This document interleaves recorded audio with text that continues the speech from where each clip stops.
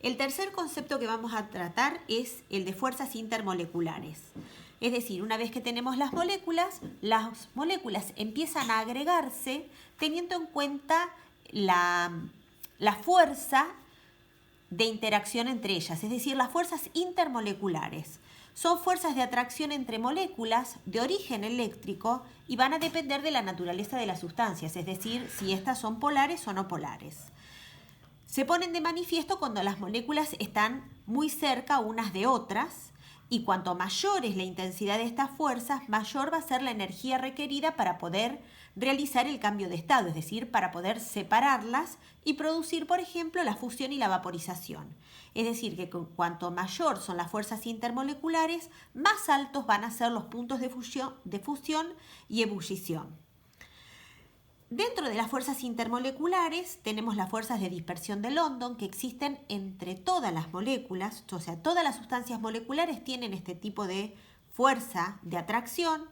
Las dipolares que solamente se van a manifestar en las sustancias cuyas moléculas sean polares y las interacciones por puente de hidrógeno que son atracciones que se dan entre moléculas polares pero que contienen además un átomo de hidrógeno unido a un átomo muy pequeño y electronegativo como pueden ser oxígeno, flúor y nitrógeno. En este cuadro podemos ver que las fuerzas intermoleculares, que las reconocemos como London, dipolares e interacciones de hidrógeno, se manifiestan en diferentes tipos de moléculas, dijimos según la naturaleza de las moléculas. Por lo tanto, cuando tenemos sustancias no polares como cloro, hidrógeno, etano, metano, eteno, las fuerzas van a ser, las fuerzas de interacción entre esas moléculas cercanas va a ser de tipo London. Cuando se trata de moléculas polares como el ácido clorhídrico, el dióxido de azufre o el clorometano, voy a tener fuerzas dipolares o dipolo-dipolo. Y cuando estamos en presencia de moléculas polares, pero que a su vez tienen hidrógeno unido a un átomo pequeño y electronegativo, las fuerzas de interacción van a ser por puente de hidrógeno. Bien, veamos ahora. Tenemos ácido fluorhídrico, ¿sí? El ácido fluorhídrico, hidrógeno unido en forma covalente a flúor. Si yo tengo otra molécula de ácido fluorhídrico o fluoruro de hidrógeno, en este caso la densidad negativa quedaría sobre el flúor, la densidad positiva sobre el hidrógeno y lo mismo pasa en esta molécula. De manera tal que entre este hidrógeno y el flúor se establece lo que se llama el puente de hidrógeno. En el caso del agua, densidad negativa sobre el hidrógeno, oxígeno, densidad positiva sobre los hidrógenos, pasa exactamente lo mismo, es decir, cómo se formaría o sería la interacción por puente de hidrógeno. En este caso, esta densidad de carga positiva, este hidrógeno, estaría formando un puente con el oxígeno de la otra molécula, unión por puente de hidrógeno. Un ejemplo de dipolo-dipolo. Habíamos dicho que el cloro quedaba con una densidad de carga negativa, el hidrógeno con densidad de carga positiva. En este caso, la unión dipolo-dipolo estaría generada acá.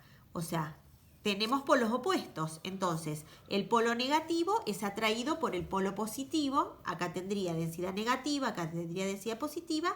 Acá hay una atracción de tipo eléctrica y es una unión dipolo-dipolo. Bien, vamos ahora a analizar las propiedades físicas de los hidrocarburos, que es los que nos compete, ya que estamos viendo dentro de las sustancias orgánicas a esta gran familia de hidrocarburos. Si nos referimos a los estados de agregación, recuerden que el estado de agregación, sólido, líquido, gaseoso, está relacionado con qué cohesión existen entre las moléculas. Observamos que metano, etano, propano y butano, es decir, los primeros alcanos, se encuentran en estado gaseoso.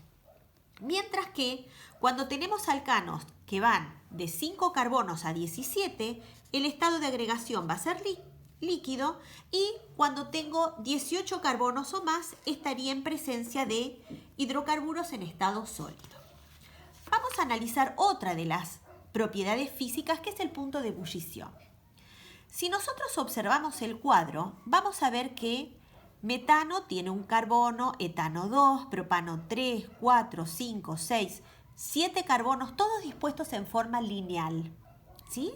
Y lo que se observa es que hay un incremento de 20 a 30 grados, el punto de ebullición expresado en grados centígrados, hay un incremento en los puntos de ebullición.